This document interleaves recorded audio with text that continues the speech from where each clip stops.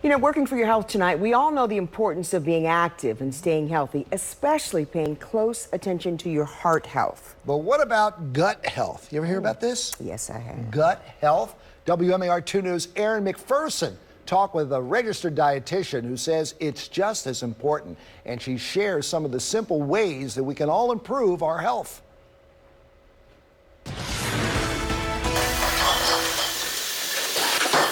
All these bottles filled with kombucha, a fermented tea rich in probiotics and antioxidants. Our focus is really just on bringing healthier alternatives to the market and trying to make our community healthier.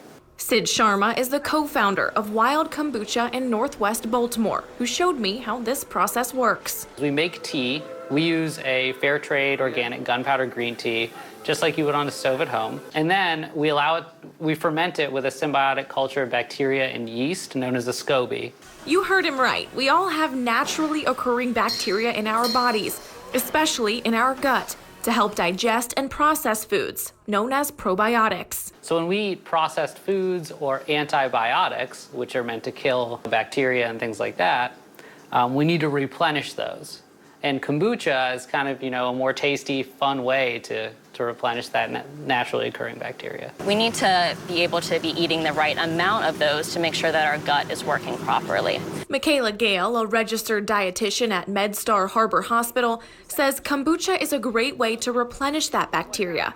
So is any other fermented foods like yogurt or kimchi. It plays a big role in things like immunity, metabolism, and overall human behavior. She says prebiotics are just as crucial since they fuel probiotics. All of our prebiotics are either fibers or non-digestible carbohydrates. So this is found in a lot of whole fruits and vegetables. There's a lot of interaction between what we feed our gut and actually how our body works and is able to fight off many types of diseases. So how much do you need? Well, Gail says it's different for each person. Everyone's GI tract is very, very unique. It's kind of like our own DNA. It's difficult to say exactly what one person needs versus the other. It's really about a trial and error type of process. She stresses, since kombucha is such a craze right now, to be cautious with what you buy. You always want to look at the ingredients. Number one, you want to make sure it contains live and active cultures. You also want to take a look at just the sugar content. There's some kombucha and yogurts out there that are extremely high in sugar, and they can actually almost be half of the sugar content of something like a soda. That's something the owner of Wild Kombucha, Adam Bufano, takes very seriously. He started this company after making kombucha and other fermented foods his whole life. My family was super healthy, didn't want to eat anything artificial, and they pushed that on us. We made our own sourdough bread, kefir, and our fridge looked pretty crazy when we grew up. He continued brewing kombucha with no added sugar and only using organic ingredients to avoid chemicals. In this one, there's ginger juice and grapefruit juice, and that's it. They have a handful of flavors, like their seasonal brew and the most popular. Elderberries are obviously rich in antioxidants.